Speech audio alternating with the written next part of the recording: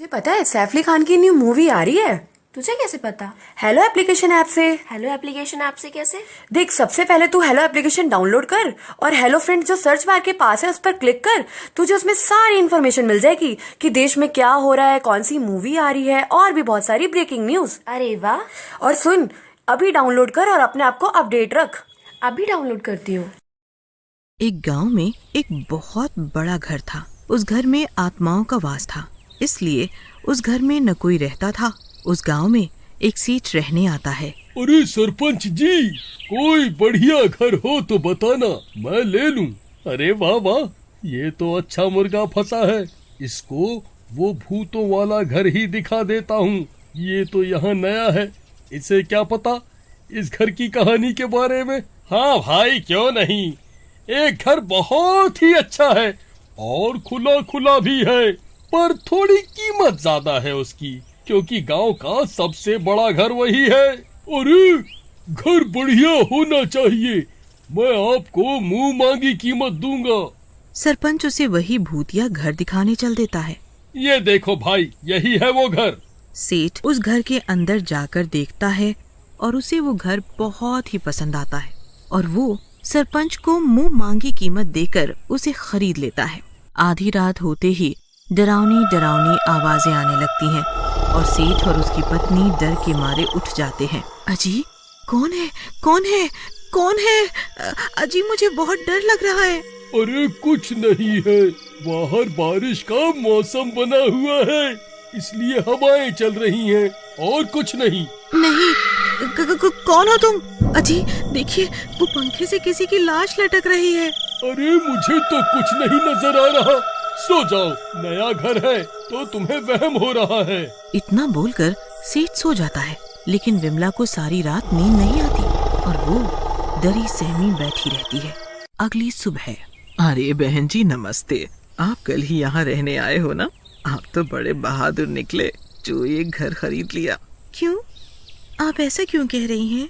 तभी सरपंच वहाँ से गुजर रहा होता है और उनकी बातें सुन लेता है। अरे नहीं नहीं, कुछ नहीं, ये घर बहुत बड़ा और महंगा है ना, इसलिए ये ऐसा कह रही हैं। अरे, ये कौन रो रहा है? अजी उठिए, उठिए ना, उठिए। देखिए, ये कैसी अजीब सी रोने की आवाजें आ रही हैं। पक्का इस घर में कुछ है। अरे यार, तुम्हें कोई काम तो है नहीं, पूरा दिन खुद तो सो लेती हो और रात में तुम्हें तुम्हारी सहेलियां दिखाई देने लगती हैं। मैं तो थका हारा होता हूँ, मुझे तो सोने दिया करो। नहीं जी, वो देखो, पंखे से औरत की लाश लटकी हुई है। आओ, आओ मेरे पास आओ। तुम मेरे घर में रहने कैसे आ गए? विमला बहुत डर जाती है। तूने मेरा घर कैसे खरीद लिया? ये सिर्फ मेरा घर है, चला जा यहाँ से। अरे ये क्या है? तुम कौन हो भाई?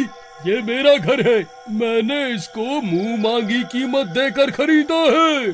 चला जाओ यहाँ से, नहीं तो तुम दोनों जिंदा नहीं बचोगे। अरे जाओ जाओ, मैं नहीं डरता, तुम हो कौन?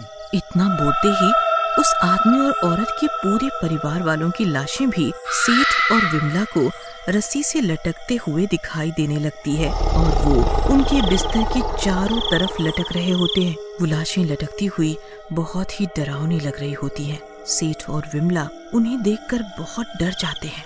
भाई, तुम इतने सारे भूत कहाँ से आ गए हो? मुझे माफ कर दो, मुझे नहीं पता था। मुझे तो सरपंच ने ये घर बेचा है, मुझे छोड़ दो। वो सरपंच ही तो सारी मुसीबतों की जड़ है। उसी की बातों में आकर ही मेरा पूरा परिवार मर गया। वो हमें मारकर हमारा घर हड़पना चाहता था, लेकिन हम किसी को भी इस घर में रहने नहीं देंगे। कल सुबह होते ही यहाँ नजर मत आना, समझ गए?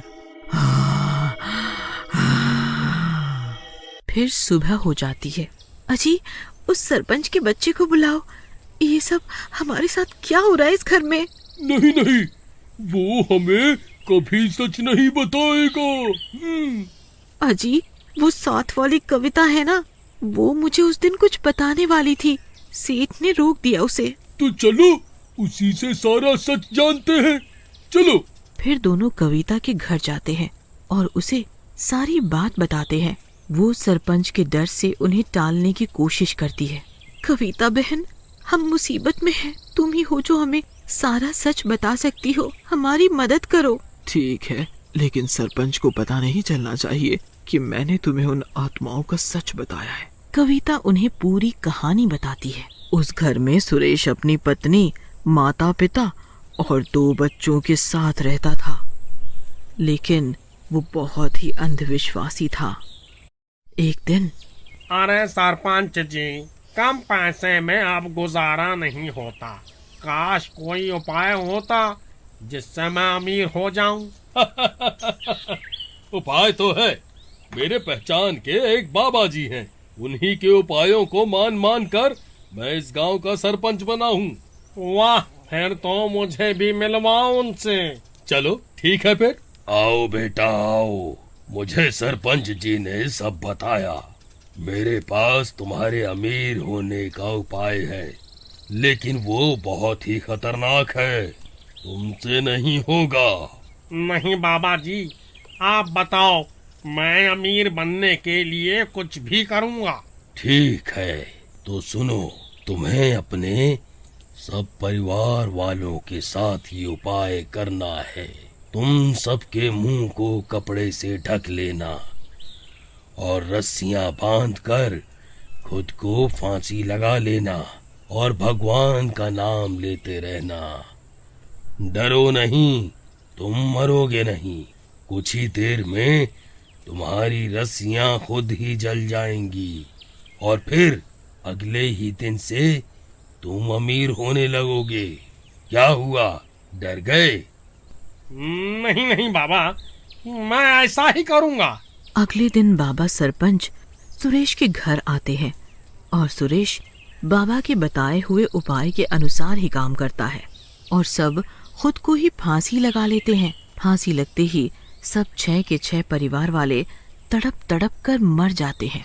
ये है पूरा सच। तभी से उन 6 के 6 परिवार वालों की आत्मा उस घर में रहती है और उनके मरने के बाद सरपंच ने और उस बाबा ने उनके घर पे कब्जा कर लिया था। डर के मारे कोई गांव वाला सरपंच के खिलाफ नहीं बोलता। और फिर सेठ और विमला अपने घर वापस आ जाते हैं और रात होते ही वो सब लाशें फिर से उन्हें दिखने लगती हैं। तुम अब तक गए नहीं यहाँ से। सेठ तुझे अपनी जान प्यारी नहीं है क्या? ये लोग ऐसे नहीं मानेंगे, इनको कच्चा ही चबा जाते हैं। वैसे भी बहुत दिनों बाद इस घर में कोई रहने आए हैं। हाँ हाँ माँ, बहुत भूख लगी है, खाना दो, इसको ही खाना है। अरे मर गई रे भाई, हमें मत मारो, हम तुम्हारा सच नहीं जानते थे, लेकिन अब हम सब जान चुके हैं। तुम्हारे साथ बहुत नाइंसाफी हुई है। सरपंच ने तुम्हें और तुम्हारे परिवार को धोखे से मरवा डाला। उसने मेरे साथ भी धोखा किया और ये घर मुझे बेच दिया। बताओ इसमें मेरी क्या गलती है? उस सरपंच का नाम मत ले।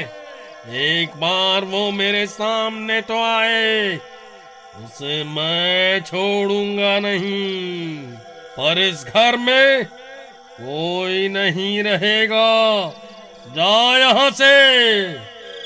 भूत भाई, इसमें हमारा तो कोई कसूर नहीं है। अब आप जो कहेंगे हम वैसा ही करेंगे, पर हमें इस घर से मत निकालो। हमने पूरे जीवन की जमा पूंजी इस घर में लगा दी है, हम कहाँ जाएंगे अब? ठीक है, उस बाबा और सरपंच को यहाँ लेकर आओ। फिर सेठ और उसकी पत्नी ऐसा ही करते हैं। सरपंच जी, मैं अपने नए घर में पूजा कराना चाहता हूँ। आप किसी बाबा को जानते हैं? मैं अच्छी दक्षिणा दूंगा उन्हें। और उनके घर में आते ही डरावनी आवाजें आने लगती हैं और सुरेश और उसका पूरा परिवार भूत बना हुआ बाबा के सामने प्रकट हो जाता है और बाबा और सरपंच को चारों ओर से घेर लेता है। बाबा पहचाना। सुरेश बाबा की गर्दन पकड़ लेता है और हवा में उठा लेता है। अरे मर गया रे, अरे छोड़ दे मुझे। इस सरपंच ने ये प्लान बनाया था, झूठा बाबा बनाया था मुझे। मैं कोई बाबा नहीं हूँ। अरे बुड्ढे, क्यों झूठ बोल रहा है मरने के टाइम पे? नहीं, मैंने कुछ नहीं किया सुरेश, मुझे माफ कर दो। अब तुम दोनों नहीं बचोगे। फिर सुरेश का भूत बाबा और सरपंच को गर्दन से उठाकर जमीन पर पटक देते हैं और उन्हें मार देते हैं। सुरेश भूत जी, हमें मत मारना, हमने कुछ नहीं किया। नहीं, डरो मत, तुमने तो मेरी मदद की है। तुम इसी घर में आराम से रहना। मेरा परिवार मेरे लालच और अंधविश्वास की वजह से मारा गया, पर अब इन दोनों दुष्टों को मारकर हम भी मुक्त हो गए। इतना बोलकर सुरेश के परिवार को मुक्ति मिल जाती है और सेठ और विमला खुशी खुशी उस घर में रहने लगते हैं। अभी डाउनलोड करिए हेलो ऐप और हेलो ट्रेंड्स के जरिए खुद को अपडेट रखिए। लिंक डिस्क्रिप्शन में है। Thank you.